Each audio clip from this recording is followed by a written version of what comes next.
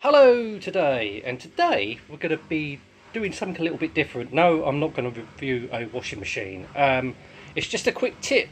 Well, I thought this washing machine was broken because the water wasn't draining out and it wasn't doing its full spin.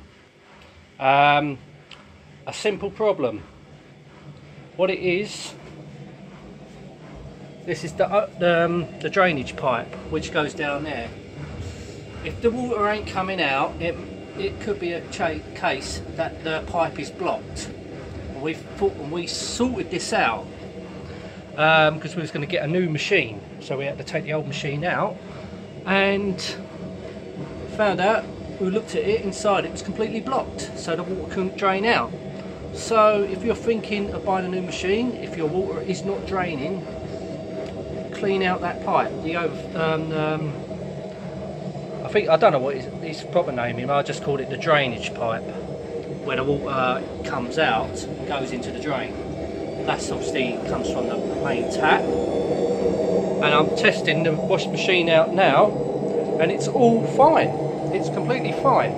Water's draining out, it's spinning, so great. I'm well pleased.